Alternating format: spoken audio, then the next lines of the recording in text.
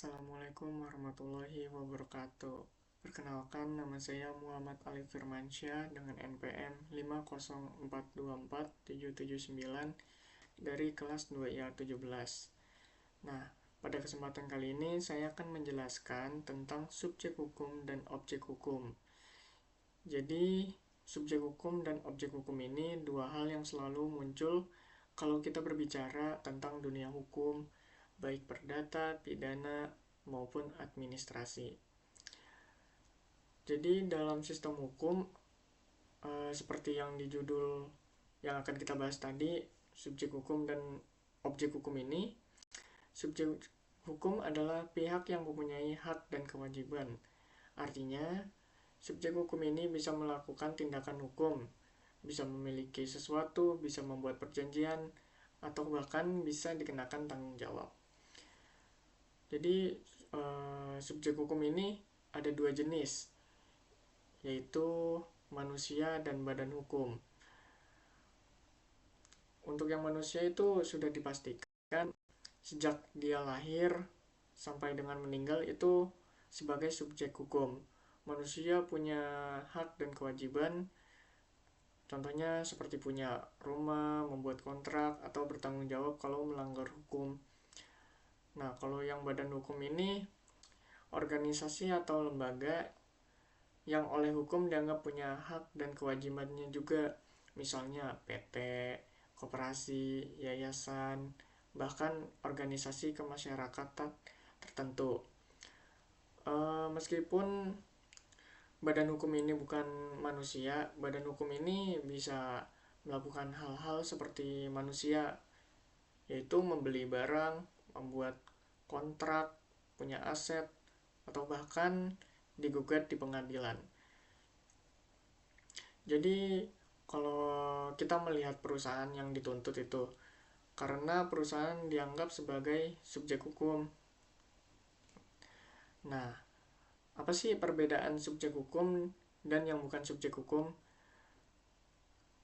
Yang bukan termasuk subjek hukum itu seperti robot, hewan, atau benda-benda lainnya.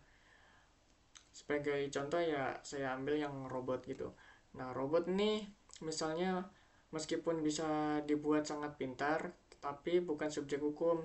Jadi kalau robot melakukan kesalahan ya bukan robotnya yang bertanggung jawab, tapi orang yang mengoperasikan atau pemiliknya begitu.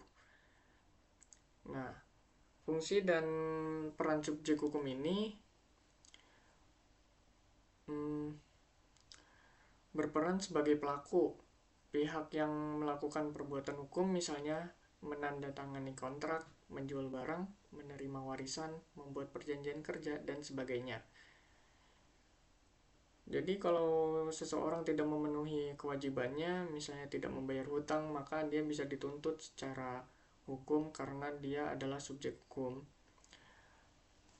Selanjutnya, objek hukum. Nah, objek hukum ini adalah apa yang menjadi sasaran dari tindakan tersebut, atau objek hukum adalah segala sesuatu yang berguna bagi subjek hukum dan bisa dijadikan bagian dari hubungan hukum. Sifat objek hukum ini sangat luas, bisa berupa barang, layanan, bahkan hak-hak tertentu yang tidak terlihat. Jadi jenis-jenis objek hukum ini ada 4 kalau yang bisa saya sebutin segitu. Barang atau benda ya seperti rumah, motor, laptop, maupun uang. Barang juga bisa dibagi lagi menjadi benda bergerak ataupun benda tidak bergerak, seperti motor, mobil, HP. Yang benda tidak bergeraknya itu tanah dan bangunan. Benda yang tidak terwujud, yang kedua itu benda yang tidak berwujud, meskipun tidak bisa disentuh tapi punya nilai hukum. Sebagai contohnya hak cipta, hak merek, hak paten, hak kekayaan intelektual, dan lainnya. Yang ketiga itu ada jasa atau perbuatan. misalnya jasa pengacara, jasa dokter, jasa arsitek, dan lain-lain yang berhubungan dengan jasa. Yang dijadikan objek hukum di sini adalah pekerjaan atau perbuatannya. Dan yang keempat itu hak kekayaan, misalnya hak waris, hak sewa, hak pengelolaan. Semua ini tuh termasuk objek yang bisa dipindahkan tangan atau masuk ke perjanjian. Jadi apa sih hubungan antara subjek hukum dan objek hukum? Hubungan antara subjek hukum dan objek hukum ini saling apa ya? Kayak sangat erat lah seperti itu. Subjek hukum ini melakukan tindakan, sedangkan objek hukum adalah apa yang ditindak. Misalnya